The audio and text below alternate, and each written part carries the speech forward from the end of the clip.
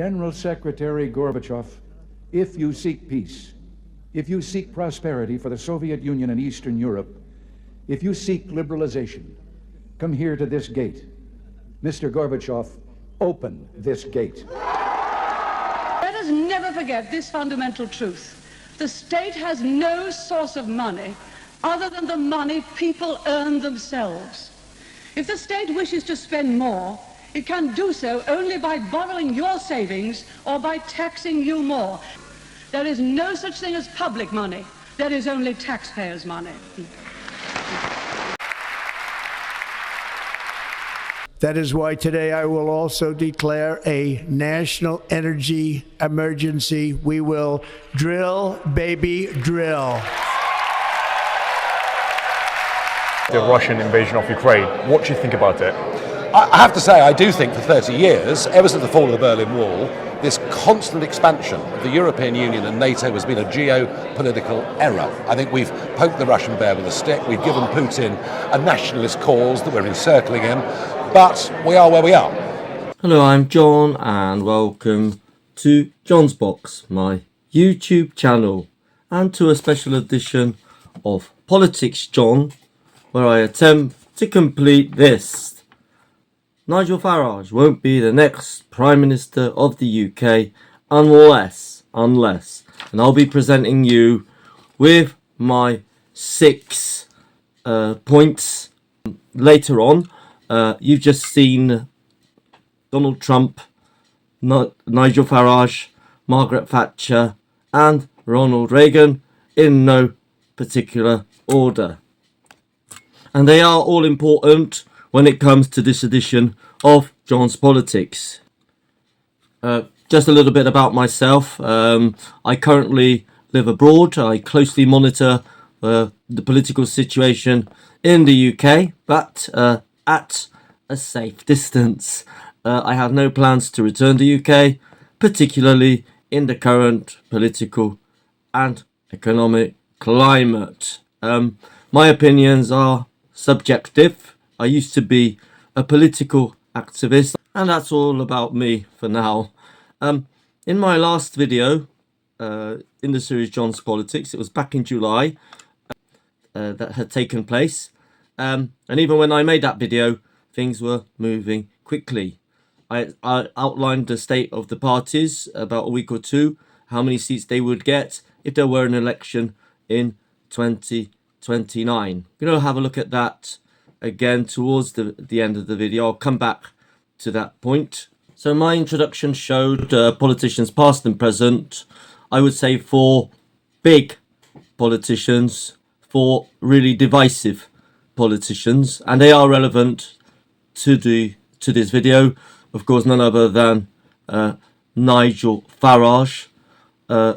Thatcher and Reagan both achieved highest office against all odds. Donald Trump is in the highest office as president of the US. Yeah, Thatcher. Just to give you some background to answering the main point, I'll need to give you a lot of information, and bear with me. Thatcher, she was born in 1925, and she began her political career after the Second World War, I think in the early 50s, in what was a predominantly man's world. So her climb to the top was extremely tough. Similarly to Reagan, who had nothing to do with politics until after the war. Actually, he was born in 1911, and he actually began his political career as a Democrat. And for him, Roosevelt was a true hero. In 1966, however, he was elected Republican governor of California, excuse me for that, before becoming president of the United States in 1980. So let's just have a look at what both of them achieved. Well, Thatcher defeated communism. She won the Falklands Islands, not single-handedly, but you can say she won it. And she was the author of Britain's 1980s economic boom. You can also call that Thatcherism. So that means privatization of British Telecom, for example, and not only. She was also market libertarian, and she liberalized the economy. There was also her monetarist economic policies. She cut taxes. She also reduced the role of the state. That's what she said at the beginning of this video. There's no such thing as public money. It's taxpayers' money. Keir Starmer, take note of that one. Also, the right to buy, I've already mentioned. She also strengthened UK's global position. So that was her role in the Cold War, also her role in the European Union, and before that the EEC, and in getting a good deal for Britain there. She was also a very strong leader. In fact, the Soviets dubbed her Reagan, though different to Thatcher. There was something known as Reaganomics as opposed to Thatcherism, and he brought in tax reform. There's the famous saying, watch my lips, no more taxes, no more taxes. I'm old enough to remember all of this, by the way. Witness to Thatcherism and Reaganomics. He brought about the end of the Soviet Union, the ultimate end of the Soviet Union, though that didn't happen under his presidency, but he did a lot to end it. There was his doctrine of foreign policy, his support for anti-communist movements, and his engagement also in the Middle East. And he provided the US with military strength, national security, belief in NATO. So Donald Trump should take a look at his stance on NATO, and of course the SDI, the Star Wars, which he played a blinder and brought the Soviet Union down as a result. Just like Thatcher, he had personality in public as well, and he's left a legacy also just like Thatcher. Both Farage and Trump have achieved up to now, but they're still alive and they can do more still. And as I mentioned, those four have all been divisive. Let's have a look at Farage's attributes. I think right now he's probably the best and most effective political performer, and he certainly captures his audience at his rallies as well, as you've seen recently, though that vibe has gone down a little bit, not the same as he was before the Rupert Lowe event. He's an effective campaigner. Obviously he campaigned for Brexit, brought about the referendum, and recently the banking scandal, which was, I think, over a year ago now, maybe two. He can deal with the press, he can knock them out with one blow, but he also treats his opponents blatantly.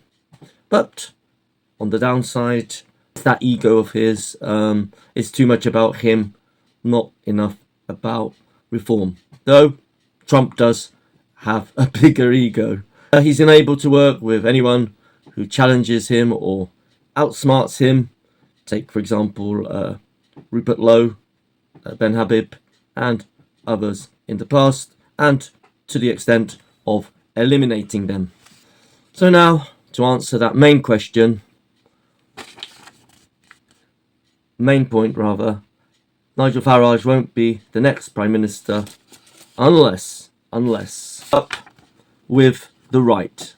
When I say the right, I would say here the Conservatives, that are not completely the right, some elements of it, So what that means is he becomes the leader of some kind of united right and gains their significant support. Currently, Reform UK doesn't have a broad base in Parliament. I'll say more about that in point number 4. Number 2, that there is a shift in public sentiment. I hope that he appeals to those electors, especially those dissatisfied with the current government, and there are many who are, and especially those true working class Labour voters who don't buy into this woke agenda, this nonsense. The working class, you could say, of Tony Benn in the past. The mining communities, although he's won some of them over already. Let's take, for example, Ashfield constituency, mining. Also to like-minded Tory voters on the right of the party, if he manages to win them over as well. A political crisis would have to happen. Well, haven't we got one now? Yeah, there would have to be a shake-up in UK politics, total collapse of both the Labour and Conservative parties, breakdown in public trust with the current government, much more than there is now. And looking at point 4, that he forms alliances. Back to point 1, an alliance or coalition building situation in a hung parliament, which is highly likely, actually, given the current state of the parties there. I'll talk about that later as well. And that he finds a path to leadership as well. There, however, he would have to compromise. He'd have to negotiate hard if he wants to see himself as Prime Minister, negotiate with the Conservatives, obviously, perhaps with the Northern Ireland Unionists, maybe if UKIP are in Parliament too, include them, and also do something about Rupert Lowe, Ben Habib, and similar, because they ought to be in the fold and play an important role there as well.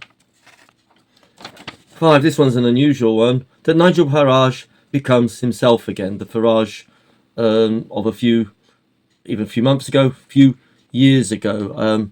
I think, and I'm sure you all might agree, that he acts too much like Trump, particularly on stage, calling him his best friend. There's that guy I know in Washington, D.C., etc. He's often refers to it. Trump isn't that well liked even among some Reform members. And as you know, if you remember before Christmas, Farage was sucking up to Elon Musk because, of course, he wanted his money. But then, as you know, Elon Musk, excuse me for this, pissed on him from a great height. So who knows, maybe Trump might do the same because Trump can turn, we know. So that's my 5th point. And finally, my 6th point, that he takes a stronger stance on migration. Even the Tories sound stronger on migration right now than Farage does. Yep, so I think it's a very important issue, and it's number 1, at least number 1 or number 2 on the list of important priorities as far as the general public's concerned. However, currently I would say that the chances of him becoming Prime Minister, fulfilling those 6 points, that agenda, are quite slim without a major change in the political landscape, particularly the political landscape. But who knows? 7 days is a long time in politics, as someone said many years ago, and things can shift unexpectedly. If he succeeds, then it would be a great achievement, I think even greater than that of Thatcher and Reagan, who, in the case of Thatcher, becoming Prime Minister, but she became Prime Minister on the Conservative political banner, Conservative Party being the oldest party in the United Kingdom, of course, and probably in Europe and the world. I'll have to check that one. And Reagan too, against all odds, became president. By the way, in the past, Trump also supported the Democrats there. But to be regarded as greater than Thatcher or Reagan, he would have to prove himself as a Prime Minister and change the global landscape for the better, as, in my view, did Thatcher and Reagan. Trump is currently attempting to do this, but the question is, will he? Time will tell. History will judge them all, and it will be history that will also judge Nigel Farage too. So now to the forthcoming local elections. I'll also be doing a programme summarising the results of those. Just a couple of weeks away, beginning of, I think it's on May the 1st, yep, Thursday, May the 1st. Back in July then, I forecast that the seats would look like this. Labour would still form a majority party, but their support, even within a few weeks following the Southport riots, particularly when Starmer called the protesters right-wing thugs. I'm sure you all remember. Already, Labour went down from 412 seats to 320. Let's just have a quick look at them.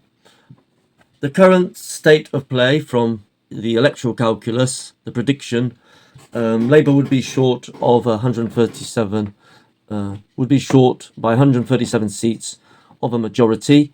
They are predicted to get 189 seats, Conservatives 183, Reform 143, Lib Dems 63, Greens 4, SNP 43, Plaid Cymru 2, others 5, and then you've got the Northern Ireland parties, Sinn Féin on 7, DUP on 5, SDLP on 2, UUP on 1, Alliance 1, TUV.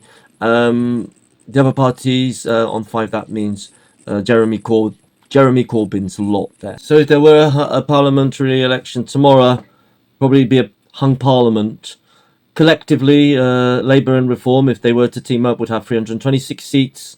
Labour and the Lib Dems would have 295. There's also the 43 seats of the SNP, 4 seats of the Greens. The others would have 5.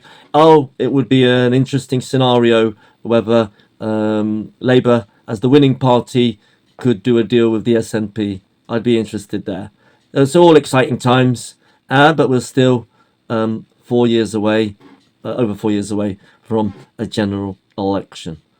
That's it for today. I hope you've enjoyed this monologue, monotwaddle maybe for some of you, perhaps. I'm glad you've stayed to the end. If you're still here, thanks a lot.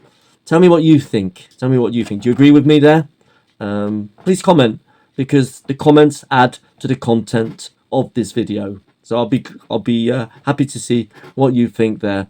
I'll be back again then in a month's time, roughly speaking, to summarise those election results and see what they mean if there were an election again in 2029. There you have it.